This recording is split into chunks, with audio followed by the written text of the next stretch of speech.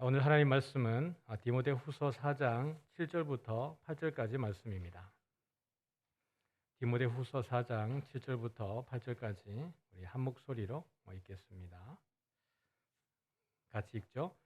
나는 선한 싸움을 싸우고 나의 달려갈 길을 마치고 믿음을 지켰으니 이제후로는 나를 위하여 의의 면류관이 예비되었으므로 주 곧 의로우신 재판장이 그날에 내게 주실 것이며 내게만 아니라 주의 나타나심을 사모하는 모든 자에게 도니라. 아멘. 네, 오늘은 선교주의를 맞이해서 국제선교동원 웩 국제선교동원 R&D 책임 사역자이시고 램스 공동 대표이신 장창수 선교사님을 모셨습니다. 오늘 우리도 가야 할 길이라는 제목으로 말씀을 전가하실 텐데 우리 또 힘내시라고 3부째니까요. 힘내시라고 또 우리 환영의 박수로 우리 맞이하겠습니다. 네.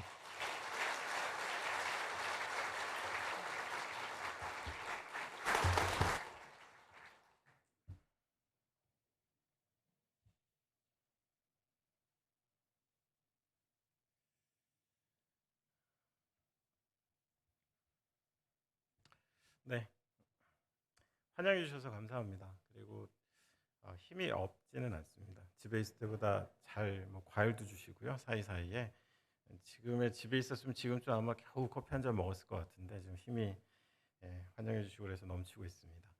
여러분 귀한 선교 주일 가운데 함께 말씀으로 나눌 수 있어서 너무 좋고요. 무엇보다도 저는 지금 뒤에 앉아서 아까 찬양을 같이 부르면서 사실 회중 예배 안에 이렇게 많은 분들하고 같이 찬양해 본참 기회가 적잖아요, 최근에. 그래서 여러분들 이렇게 찬양하시는 뒷모습, 또 저도 목 놓아 찬양하면서 또 이런 모이는 그리고 함께 예배하는 것 안에 주시는 하나님의 은혜가 있구나라는 것들을 또 새삼 생각하게 되었습니다. 저는 외교를 섬기고 있습니다. 아까 표에도 잠깐 지나가는 걸 봤는데요. 그래도 이삭교회가 외글 협력기관으로 꾸준히 후원해주고 계시기 때문에 아마 성도님들 가운데서는 외기라는 단체에 대해서는 어느 정도 인지하고 계신 것 같습니다. 그 가운데 저는 이제 그 외기 국제선교 단체인데요. 저는 그 국제선교 동원팀에서 사역을 하고 있습니다. 제가 이제 교회를 다녀보면 성도님들이 벌써 선교 동원 나오면 눈을 잘 안 마주치세요. 저 사람이 나를 어떻게 꼬드겨가지고 선교로 엮으려고 하지 않을까 뭐 이런 분위기가 있는지 눈을 잘 안 마주치시는데 일단 여러분들이 저희 팀의 고객은 아니십니다. 저희는 이제 2, 3세계 여러분에게는 이제 어쩌면 선교지로도 익숙한 나라들을 찾아가서 저희 팀이 한 가지 믿는 것은 이제 하나님의 세계 선교를 완성하기 위해서 꼭 어떤 나라의 특정 나라의 교회들만이 애쓰는 게 아니고 복음을 받았고 예수 그리스도를 주라 고백했고 그리스도의 몸된 교회가 되었다면 어떤 교회는 하나님의 나라를 위해서 일어나야 되는데요.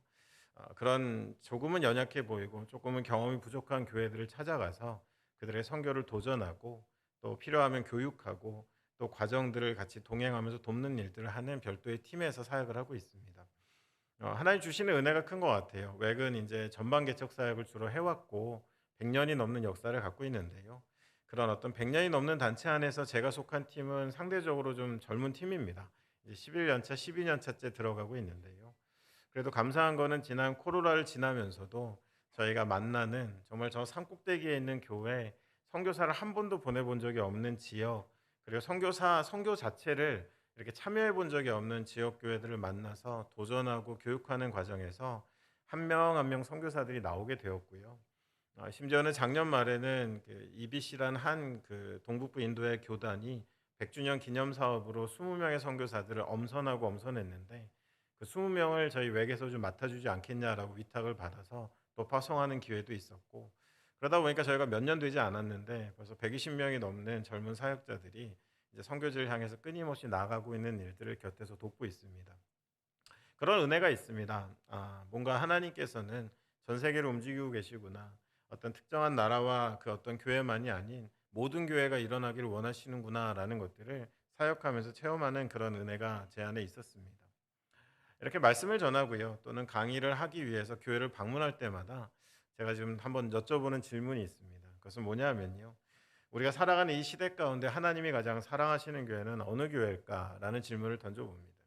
그럼 이제 조금 이렇게 분위기가 이렇게 업되어 있는 교회들은 바로 답이 나옵니다. 요 근처쯤 계시는 권사님이 저희 교회요 막 그런 답변을 하세요.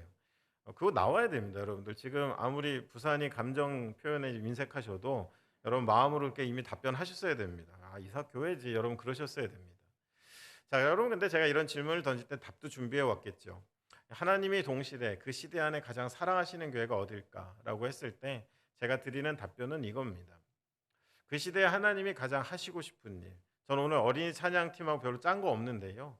그냥 원하고 바라고 기도하며 하나님의 비전이 내 비전이 되는 가사 그대로 얘기하고 있죠, 지금 제가. 근데 여러분 그런 것처럼 하나님이 이 시대에 가장 하고 싶은 일, 하시고자 하는 일들을 알게 하시는 교회, 그리고 알게 하셨을 때 그것에 순종하는 교회가 하나님이 가장 사랑하시는 교회다라고 저는 믿습니다. 예수님께서 그런 표현을 하셨죠. 정말 친구에게는 비밀이 없다고. 그리고 친구를 위하여 스스로 목숨을 버리는 것보다 더 큰 사랑이 없다고 예수님 말씀하셨습니다. 또한 예수님은 교회가 그리스도의 몸이라고 말씀하셨습니다. 그렇기 때문에 가장 사랑받고 친밀하고 하나님의 관심 가운데 있는 교회는요. 다른 어떠한 것보다 어떤 외적인 조건이 아니라 그 시대에 하나님이 가장 마음을 두고 계시고 이루기 원하시는 일들을 알게 하시며 또한 그것을 알게 되었을 때 그것을 순종하는 교회. 저는 그것이 하나님이 가장 사랑하시는 교회다라고 믿습니다. 여러분의 교회 가운데서도요. 한 번 더 찬양 가사에 한번 인용해 보면 바라고 구하고 원하면 원하고 바라고 기도하면 여러분들 가운데 저는 믿습니다. 하나님께서 말씀하실 거예요. 여러분들이 분주하고 너무도 혼란스러운 세상 속에 소음 가운데 살아가시지만 하나님의 것을 바라고 기도하며 함께 나아가시면 저는 하나님이 사랑하시는 만큼 그 일들을 알게 하시리라라고 그렇게 믿고 있습니다. 여러분 이삭교회를 제가 축복할 수 있는 길은요. 제가 뭐가 있다고 축복을 하겠습니까? 하지만 제가 드릴 수 있는 가장 큰 축복은 이 시대에 쓰임받는 교회 되시기를 간절히 축원합니다. 오늘 우리가 함께 나누는 말씀은요. 바울의 편지입니다. 여러분 언제 편지를 쓰세요? 뭔가 소중한 대상한테 내가 가지고 있는 마음과 생각을 전달하려고 할 때 여러분 손편지 쓰시지 않습니까? 요즘 손편지 귀한 것 같습니다. 제가 얼마 전에 저희 이제 막내가 이제 좀 크면 꿈이 아직까지는 꿈인 것 같은데요. 강아지 조련사가 되고 싶어 하세요. 이거 훈련사가. 그러다가 우연한 기회에 그 분야의 최고의 개통령이라고 하는 이제 강용욱 선생님을 만날 기회가 생겼습니다. 편지를 쓰더라고요. 저는 누구입니다. 뭐 어떤 과정에서 이런 꿈을 갖게 됐고 옆에 쓰는 걸 보니까 저한테 준 편지는 대부분 글씨가 상하좌우 막 자유로운데 굉장히 정갈하게 정성스러운 감명한 그 내용들을 담아서 정성스럽게 편지를 쓰고 있더라고요. 그리고 나서 이제 아마 그 전달하고 같이 사진도 찍고 뭐 본인 안엔 최고의 시간을 보내고 온 것 같습니다. 오늘 우리가 접하는 이 편지는 때론 어린아이 편지 같이 이렇게 밝고 그렇지는 않습니다. 하지만 하나 분명한 것은 지금 바울은 굉장히 소중한 대상한테 내가 가지고 있는 중요한 생각과 마음을 전하기 위해서 이 편지를 쓰고 있다라는 것은 변함이 없는 것 같습니다. 오늘 우리가 읽지는 않았지만 본문의 7, 8절 앞에 1절부터 6절을 보면 이 편지를 쓰는 취지와 내용들이 대강 모두 담겨져 있습니다. 보면 바울은 그렇게 이야기합니다. 때를 얻든지 못 얻든지 상황이 되든지 되지 않든지 너는 복음을 전파하라라고 이야기합니다. 복음을 전파하는 것이 단순히 말로 하는 행동이 아니라 인내와 절제와 수고와 눈물과 그 모든 것들을 통하여 삶을 통하여서 예수 그리스도의 복음을 증거하라라고 디모데에게 이야기하고 있습니다. 그러면서 더하기는 지금 시대는 사람들이 거짓의 마음을 빼앗기고 귀가 빼앗기고 탐욕에 이끌려서는 진리를 떠나지만 그래도 너는 그 가운데서도 복음을 증거하라. 그리고 그가 말한 것 중에 6절을 보니까 그는 이제 자기의 때가 얼마 남지 않았음도 이야기합니다. 이제 내 삶은 이제 곧 끝날 것인데 내가 너한테 편지를 쓰는데 너는 복음을 증거하라 라고 이야기하고 있는 것입니다. 여기서 한 가지 우리가 주목할 것은요. 바울이 디모데를 향해 반복적으로 썼던 표현이 있습니다. 그것이 뭐냐 하면 믿음의 선한 싸움을 싸우라는 것입니다. 디모데전서 1장에도 6장에도 그 표현이 등장합니다. 그리고 또 다른 서신 안에서도 끊임없이 디모데를 향해 그러한 권면을 하는 모습들을 봅니다. 믿음의 선한 싸움을 싸우라. 여러분 과연 믿음의 선한 싸움을 싸운다는 것이 여러분에게 어떤 모습으로 그려지십니까? 어떻게 사는 게 어떤 모습으로 사는 게 믿음의 선한 싸움을 감당하는 것일까? 저는 오늘 이 이야기로부터 바울의 이야기들을 같이 한번 생각해 보려고 하는 것입니다. 오늘 본문 처음 7절에 보니까 바울이 어떤 여정을 걸어왔는지를 간단하게 이야기합니다. 나는 선한 싸움을 싸우고 나의 달려갈 길을 마치고 믿음을 지켰으니 라고 이야기합니다. 나의 삶을 이야기하자면 나의 여정을 이제 얼마 남지 않은 나의 삶의 여정을 한번 이야기해 본다면 나는 선한 싸움을 싸우고 나의 달려갈 길을 마치고 믿음을 지켰다라고 이야기합니다. 디모데에게만 너 이렇게 살아라라고 하는 게 아닙니다. 나도 선한 싸움을 싸워왔다라고 이야기하는 것입니다.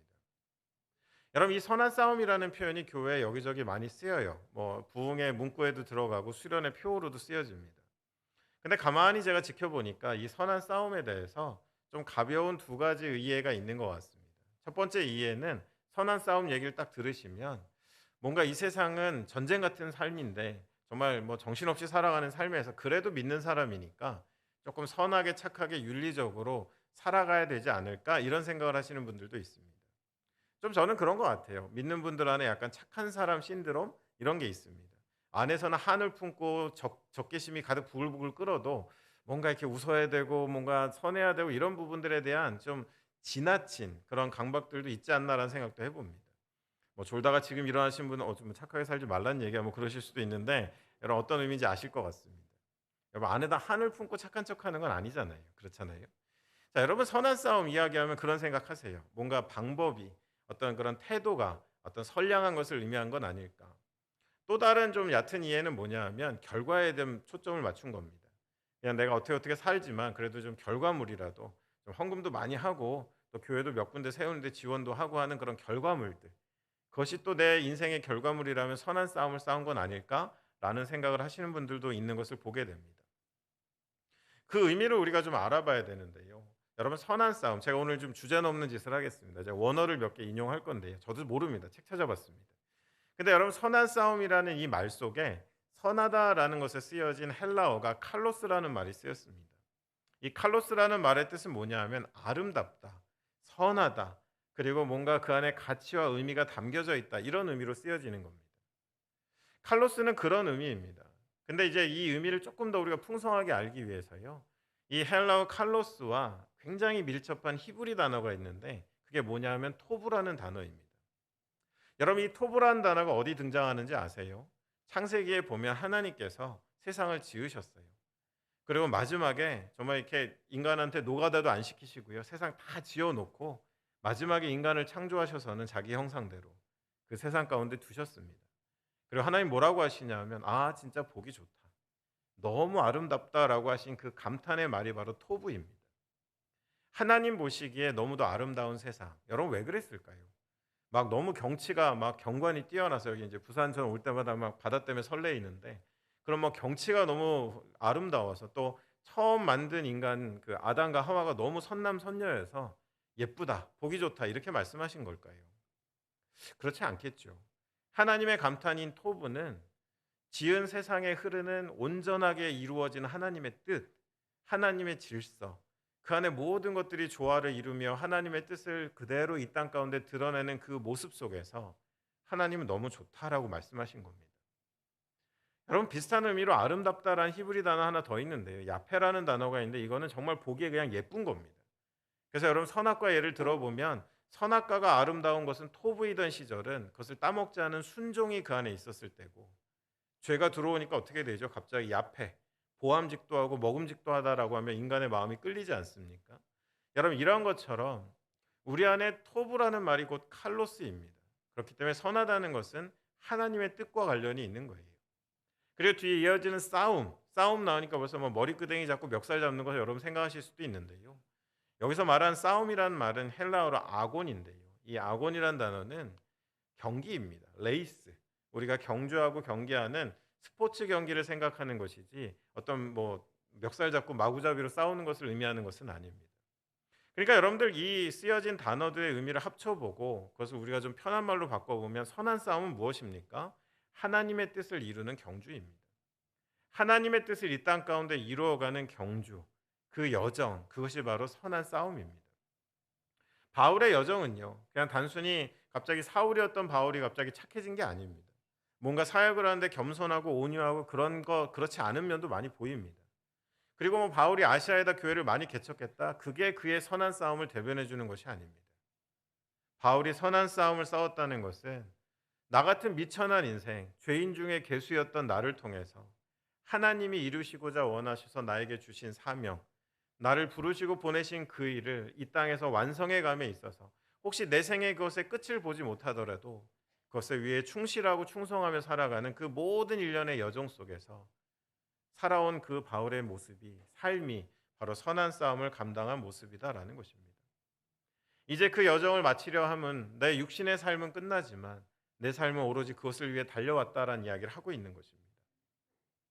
이러한 여러분들 바울의 삶을 들여다보면서요, 제가 떠올리게 나는 단어 하나는 숭고함이란 단어입니다. 여러분, 철학자인 한병철 씨라는 분이 쓰신 아름다움의 구원이라는 책이 있습니다. 그 책에서 보면 그분은 현대인들이 망각하고 잃어버린 아름다움으로 숭고함을 꼽습니다. 근데 여러분들, 왜 현대인들이 이 숭고함이라는 것을 점점 멀리하게 됐을까요? 한 걸음 들여다보면 이유를 알 수 있습니다. 숭고함이라는 것을 이루려면 그 안에 구성 요소들이 있는데 보통 이런 겁니다. 인내, 절제, 희생, 수고함, 애씀, 분투.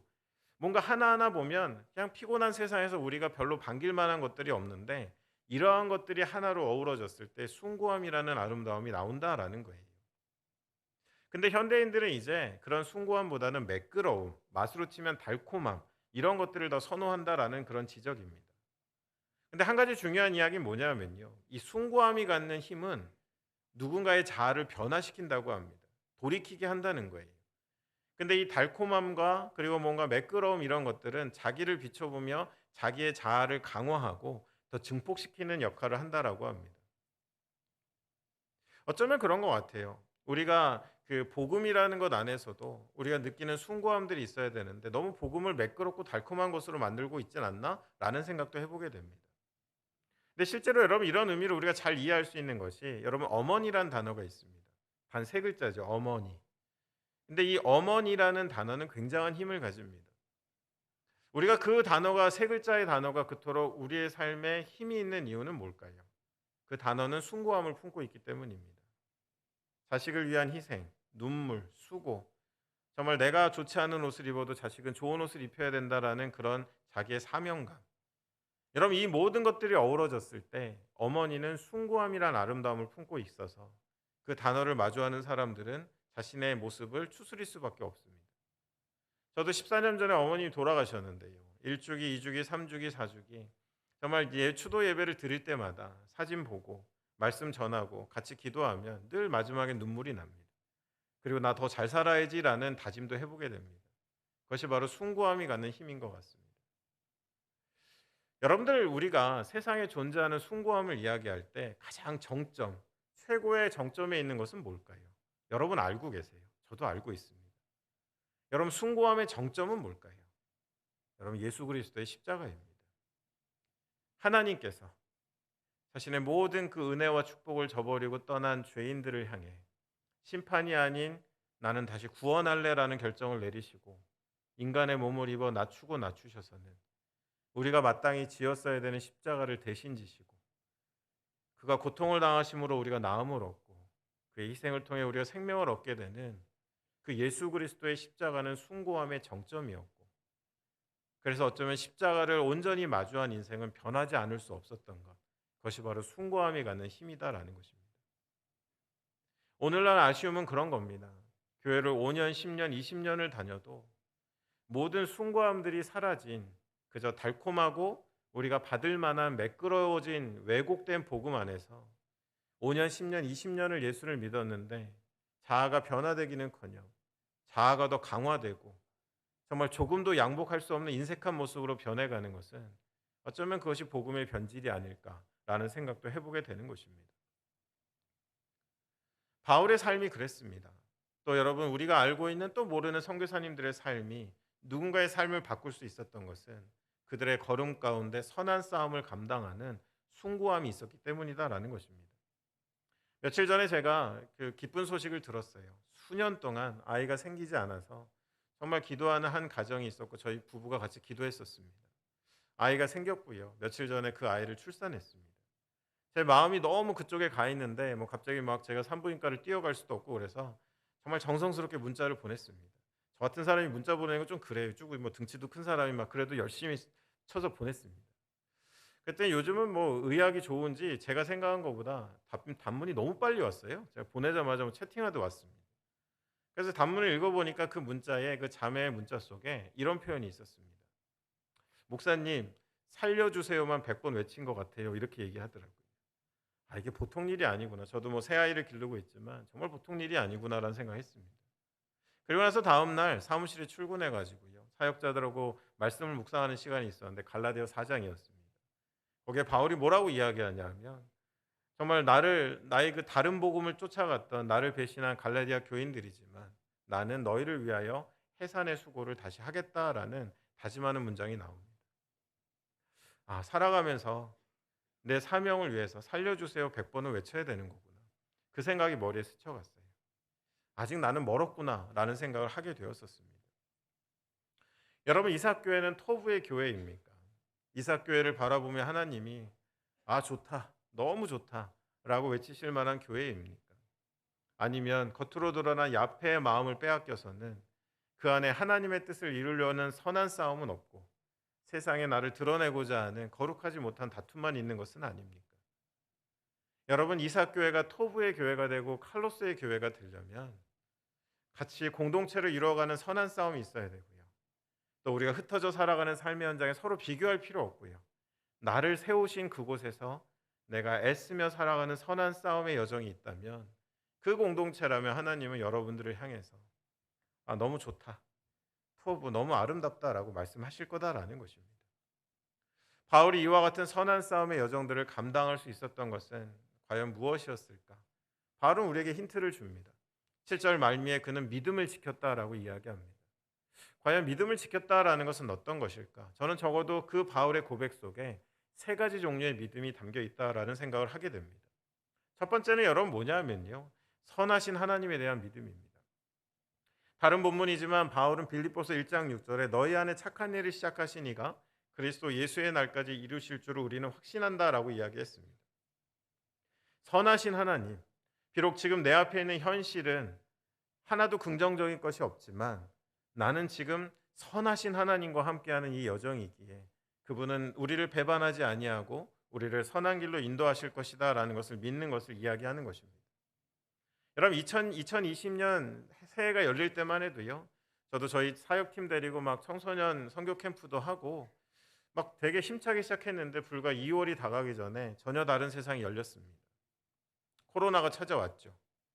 저도 여러분들 딱 봐도 그런 느낌 드시겠지만 웬만해서 이렇게 감정이 흔들리거나 뭐 사역적으로 낭망하고 그런 스타일은 아닙니다. 생긴 게 그렇게 생겼습니다. 근데 여러분들, 저도요, 제 인생 살아오면서 처음 제가 느껴보는 감정을 느꼈었습니다. 2020년 5월이었습니다. 60개가 넘는 사역의 스케줄들이 다 캔슬되고 정말 사역적인 낭망뿐만 아니라 재정적으로도 솔직히 너무도 큰 부담이 밀려오고 있었습니다. 제 주변에 있는 젊은 목사님들 중에는 저한테 전화해서 교회를 담당하시는 분이 하나님이 저 버리신 것 같아요라고 말씀하시는 분도 있었습니다. 선교사들은 현장을 떠나야 됐고 많은 사람들은 혼돈에 빠졌습니다. 물론 여러분들 일상을 살아가신 우리 성도님들의 사업 현장이나 모든 곳에도 동일한 고통이 찾아왔다라고 저도 알고 있습니다. 제가 느낀 그 이상한 감정은 뭐냐? 마음 한속에 우울감과 아, 내가 더 이상 이 일을 할 수 있나라는 깊은 낭망이 찾아오는 것을 느꼈습니다. 정말 생소했습니다. 그렇게 좀 어려운 시간들을 보내고 있었는데요, 제가 다시 한번 일어날 수 있었던 계기가 된 것은 다른 어떠한 것이 아니라 사역 때문에 억지로 읽고 있었던 한 글에서 영어로 리커미트먼트, 저희 말로 바꿔보면 재헌신이라는 단어를 보게 되었습니다. 그리고 생각해 보았습니다. 아, 그렇지. 전임 교회 전임 사역하면서 뭐 강남에 있는 교회 있으면 월급도 많이 주시더라고요. 뭐 기름값부터 다 주심. 이런 얘기 하면 안 되나요? 이삭교회랑 차이 나면 안 되니까. 어쨌든 돈을 많이 주셨어요. 비교적 안정적인 삶을 살았습니다. 그러던 중에 이제 하나님의 청년의 때 약속대로 외국으로 다시 선교단체로 돌아갈 때 그 시절에 저에게는 아무런 보장도 없었습니다. 재정적 사역적 아무 보장도 없었습니다. 근데 신실하신 하나님, 선하신 하나님을 믿고 한 걸음 뗐던 때가 생각이 났습니다. 그리고 저에게 이야기했습니다. 다시 헌신하면 되지. 오늘이 나의 헌신의 첫날이라고 부르면 되지. 아무것도 보장되지 않지만 아무것도 정해진 게 없지만 오늘 나는 선교사로 처음 헌신한 날이다라는 그 생각을 갖게 되면서 거짓말같이 어둠의 터널에서 빠져나올 수 있었습니다. 여러분, 우리 다시 헌신하면 됩니다. 예수 그리스도가 우리에게 있고 우리에게 선하신 하나님이 살아계시기 때문에 우리의 당장의 형편은 어찌할지 모르지만 우리는 과거에 매이기보다는 다시 헌신하면 됩니다. 여러분들 아브라함을 하나님이 부르셨을 때에 여러분들 아브라함에게 너에게 보여준 땅, 네가 많이 가본 땅으로 가라고 하지 않으셨습니다. 뭐라고 말씀하셨죠? 내게 보여줄 땅으로 가라고 하셨습니다. 여러분 우리가 그 본문이 너무 익숙하지만 아브라함에게 있어서 여러분 그 장면 속에서요. 아브라함은 어디로 갈지 몰랐습니다. 뭐만 알았을까요? 누구와 함께 갈지만 알고 있었습니다. 여러분 우리의 마음속에 있는 불안이 뭡니까? 어디로 갈지 몰라서 우왕좌왕합니다. 내 미래는 어떻게 되는 거지? 나는 내년에 어떻게 살고 있을까? 어디로 갈지 몰라 우리가 두려워할 때 잊지 말아야 될 것은 우리가 누구와 함께 가고 있는지를 여러분 기억하셔야 되는 것입니다. 매 어려운 순간을 지날 때마다 바울은 선하신 하나님이 나와 함께 하심을 잊지 않았습니다. 그 선하신 하나님이 나와 동행하시기 때문에 나는 완주할 거다라는 믿음이 그 안에 있었던 것입니다. 어느 순간인가 터널을 빠져나오니까요. 뭔가 이 코로나가 가져온 변화 때문에 분주하게 재교육해야 되고 훈련해야 되는 많은 주체들이 보이기 시작해서 선교사님들 재교육, 교회 선교교육 이런 것들로 어느 순간에가 온라인, 오프라인 왔다 갔다 하면서 정신없이 살아가는 제 모습을 보게 되었습니다. 여러분 우리는 재헌신하면 되고요. 그때 기억해야 되는 것은 선하신 하나님이 우리와 함께 하신다라는 것이 우리의 평안의 근본이 되어야만 한다라는 것입니다. 바울이 가졌던 두 번째 믿음은 여러분 선한 여정에 대한 믿음입니다. 로마서 8장 28절에 믿는 자에게 모든 것이 합력하여 선을 이룬다라고 했습니다. 여러분 오는 한 날의 상태, 최근 한두 달의 상태 속에 여러분의 인생을 결론짓지 마시기 바랍니다. 여러분의 인생의 주인 되신 하나님은 전 인생에 관여하시면서 여러분이 믿음을 거두지 않으면 하나님은 반드시 여러분을 그 모든 여정 가운데 뜻을 이루고 하나님의 계획 안에 여러분의 삶을 인도하실 거다라는 것입니다. 여러분 이 기간 안에 제가 교육하면서 가장 많이 던진 질문이 이거였어요. 당신은 표류하고 계십니까? 항해하고 계십니까? 지중해 햇살 아래 비싼 요트에 사람들이 맥주를 들이키고 와인을 들이키며 있어도 갈 곳을 잃고 동력을 잃었다면 그 배는 표류하고 있는 배입니다. 아무리 산더미 같은 파도가 치고 어둠이 짙게 드리워졌어도 방향을 잃지 않았고 나는 곧 그곳에 도착한다라는 확신을 가진 조타수가 뭔가를 선장에 붙들고 있는 배는 지금 항해하고 있는 것입니다. 지난 코로나의 기간 속에 우리는 높은 파고를 마주했지만 우리가 어디를 향해 가야 되는 하나님 백성인 걸 잊지 않는다면 우리는 표류하지 않을 것이고 우리는 종래 항해하게 될 거다라는 것입니다. 예수님께서도 내가 어디로 와서 어디로 가는지 안다라고 했을 때 사람들 어리둥절했습니다. 이제 저는 그 의미를 알 것 같습니다. 저는 죄 가운데 있었지만 예수 그리스도로 말미암아 하나님 백성으로 회복되어 나의 삶이 시작되었고 이제 이 삶을 끝냈을 때는 하나님의 나라 가운데 있을 것을 믿는 이 땅에 어떠한 형편 가운데 있어도 나는 항해하는 인생이다라는 것을 스스로에게 믿게 되었다라는 것입니다. 여러분 이삭교회는 항해하는 방주입니까? 여러분 세상에 많은 교회가 길을 잃고 가치와 의미를 잃으니까 표류하는 공동체와 같은 모습들을 많이 보게 됩니다.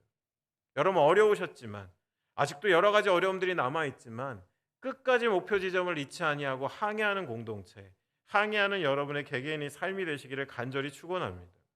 한 가지 더 우리가 기억해야 될 것은요. 바울이 가졌던 믿음의 마지막은 선한 결말에 대한 믿음이었습니다. 여러분 오늘 본문 8절 앞부분에 뭐라고 이야기하냐면요. 바울이 이렇게 이야기합니다. 이제는 후로는 나를 위하여 의의 면류관이 예비되었으므로 주 곧 의로우신 재판장이 그날에 내게 주실 것이며 라고 이야기했습니다.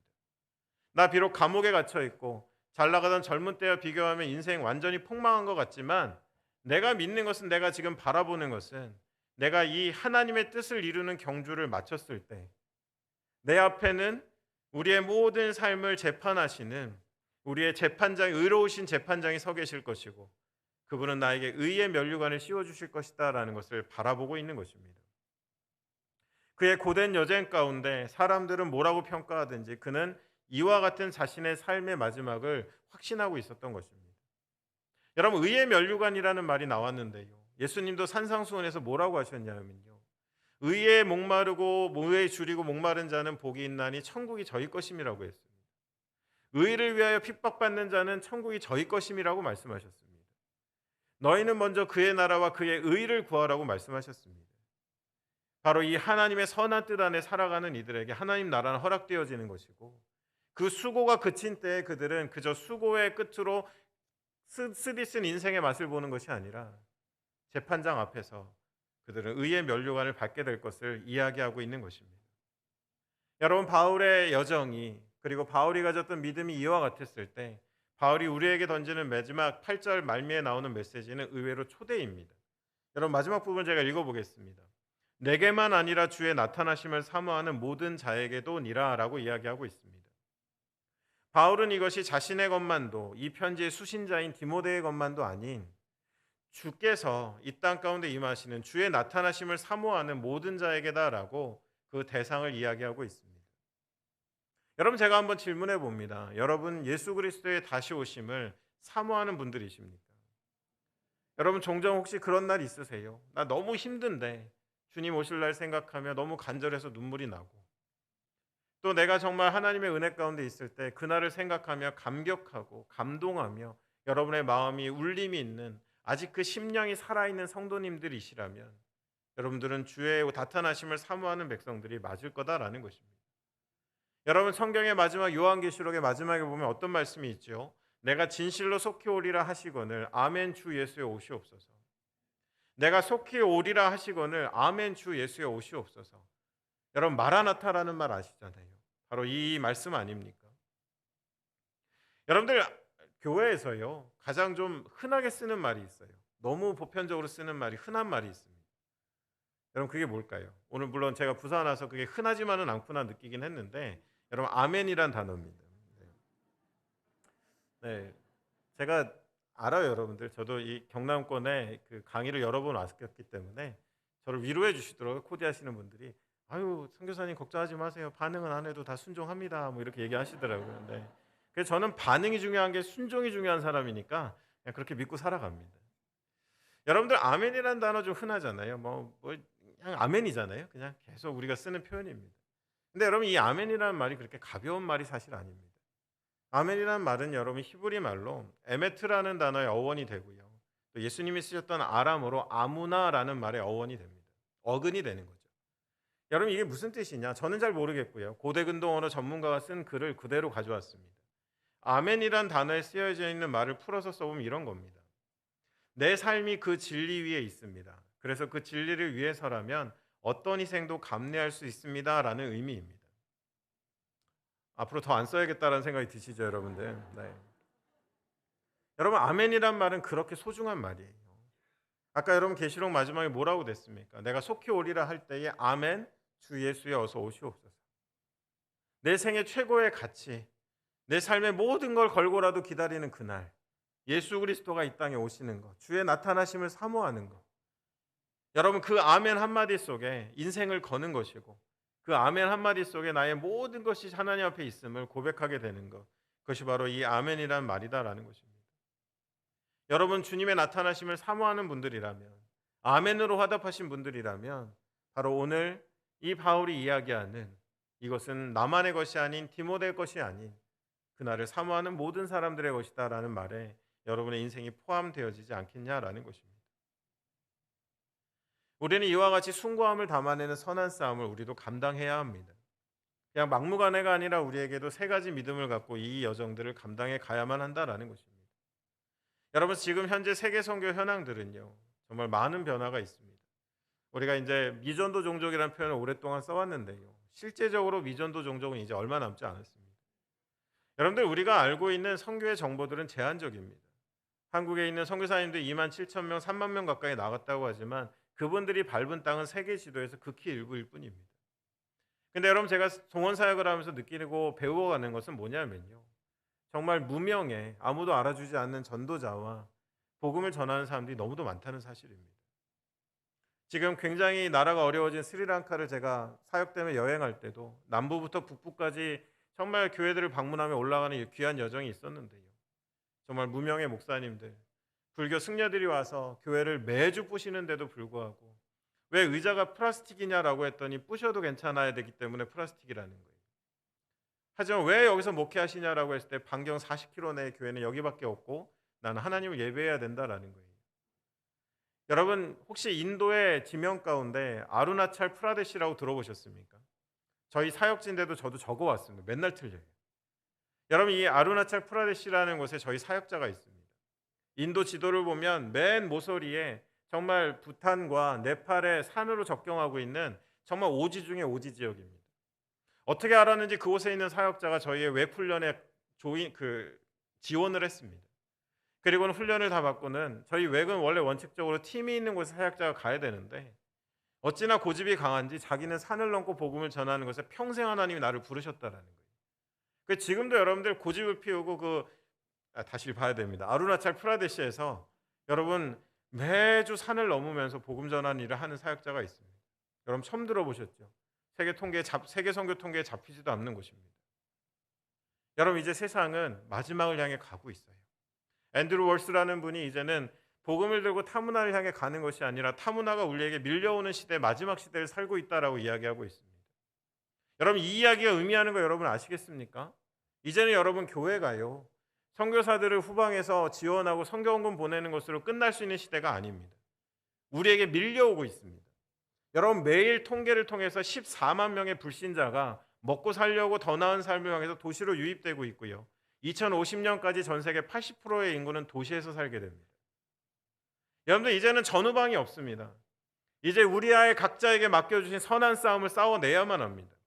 그냥 착하게 사는 거 말고요. 기독교 업적 몇 개 사는 거 말고 하나님이 나를 통해 이루시고자 하는 하나님의 뜻을 이루며 애쓰며 살아가는 삶이 이제는 우리 모두에게 해당이 된다라는 것입니다.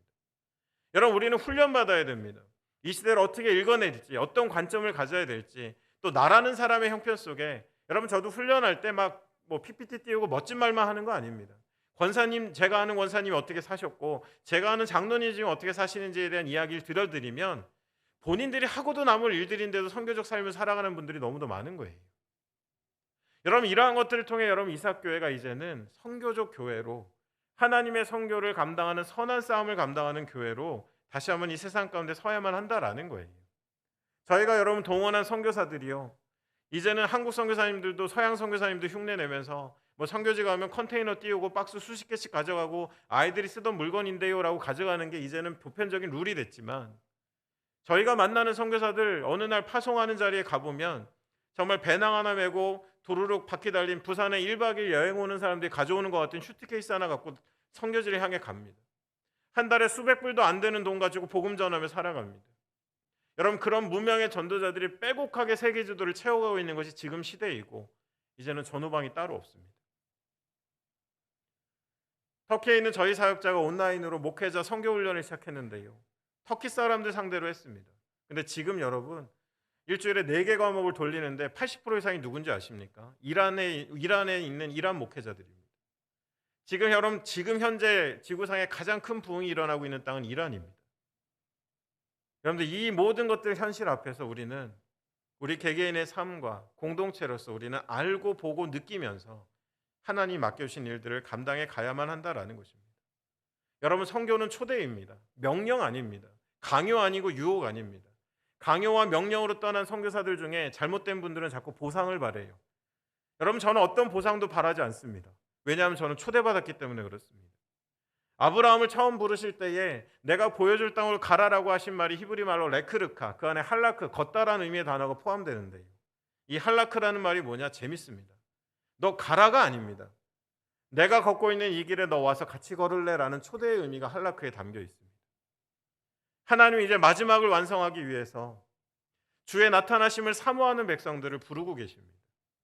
우리가 거대한 프로젝트를 할 필요 없습니다. 그러나 내 삶에서 선한 믿음의 싸움을 싸워가야만 하는 것입니다.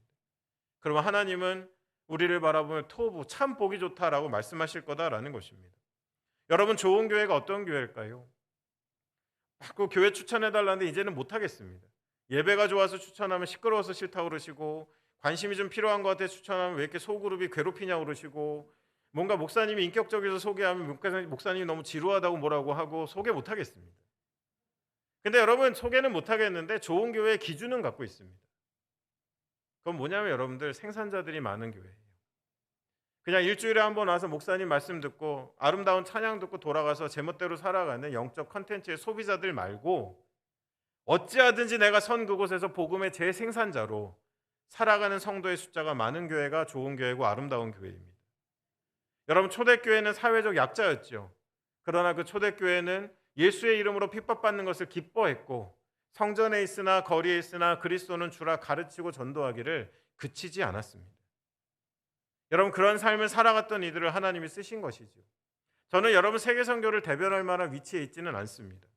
그러나 이 말씀은 꼭 드릴 수 있습니다. 이제 여러분 지금 이 시대는요. 한두 명의 영웅이 선교를 수행하는 영웅의 시대가 아닙니다. 위대한 공동체의 시대입니다. 한두 사람의 역량으로 풀어낼 수 있는 선교의 분량이 아닙니다. 함께 마음을 모으고 머리를 맞대고 공동체가 하나님의 나라를 향해 나아가야만 하는 수많은 아젠다들을 우리가 다뤄내야만 되는 시대이기 때문에 저는 여러분 이삭교회에서 선교의 영웅이 나오기보다는 이삭교회가 위대한 선교의 공동체가 되기를 더 바라고 있습니다. 여러분들이 그런 길을 걸어가시면 하나님이 여러분을 향해 토불어의 감탄사를 외치실 거다라는 겁니다. 말씀을 정리하면서요. 바울을 다시 한번 바라봅니다. 여러분 바울을 너무 우리가 거대하게 만들어 놓은 것 같아요. 저도 선교 공부할 때 뭐 논문에서 책에서 뭐 강의에서 그는 텐트 메이커고 신학자고 정말 언어에 뛰어났고 가말리엘의 문화생이고 온갖 수식어로 바울을 위대하게 만드는 거. 근데 여러분 들여다보니까요. 오늘날 여러분이 받는 교육과 여러분이 가진 경험과 비교할 때 바울이 대단한 거 하나도 없습니다. 한 가지 부러운 게 있고 하나 존경스러운 게 있습니다. 그것은 뭐냐면 바울은 성령의 사람이었습니다. 몸이 아프고 돌에 맞고 매에 맞고 감옥에 갇히고 배가 파선해도 오늘 성령께서 나를 가라 하시면 움직이고 멈추라 하면 멈추고 만나라 하면 만나고 하는 성령의 인도하심을 매일매일 받는 연약한 인간, 그러나 성령에 깨어있는 사람이었다라는 것이 저는 가장 부럽고 가장 소중합니다. 바울 스스로가 위대한 선교 전략가가 아니고요. 예수님 만나고 끝까지 사랑했고 맡겨진 일에 선한 싸움을 감당한 숭고한 길을 걸어갔을 때 그냥 마음 다해서 편지를 썼을 뿐인데 그것은 성경이 되었고 힘을 다해서 걸음을 옮겼을 뿐인데 그의 행적은 사도행전이 되었습니다. 여러분 본인은 몰랐어요. 성경이 될지 사도행전이 될지. 그냥 하루하루 살아간 것입니다. 여러분에게 당부드립니다. 우리의 삶이라는 것, 오늘을 여러분 순종함으로 살고 내일을 믿음으로 맞이할 수 있었으면 좋겠습니다. 바울이 그렇게 살아갔습니다. 내게 주신 사명 오늘 순종하고 내일 일은 잘 모르지만 나와 함께 하신 일을 알기 때문에 믿음으로 맞이했던 것. 여러분도 오늘을 순종으로 살아가며 내일을 믿음으로 맞이할 수 있다면 여러분의 삶의 행적이 이 시대 안에 어떤 평가를 받든 하나님은 기뻐하실 것이고 여러분의 삶을 기쁘게 받으실 것이다라는 것입니다. 여러분 많은 분들이 오해하세요. 하나님의 나라가 더디 오는 것은 이슬람이 강성해서 만몬의 세력이 너무도 강해서 여러분 우리 하나님은 전지전능하십니다. 그것 때문이 아닙니다. 하나님이 기다리시는 건 한 가지, 하나님 백성의 순종입니다. 하나님 나라가 늦춰지는 건 하나님의 백성이 불순종하기 때문이고요. 그날이 앞당겨지는 날은 언제냐? 하나님의 교회가 일어나 선교적 회심을 통해 하나님께 순종할 때에 하나님의 나라 이 땅 가운데 강력하게 임할 줄로 믿습니다. 여러분 이 시간 우리 한번 같이 일어나서 찬양하면서 예배를 마무리했으면 좋겠습니다.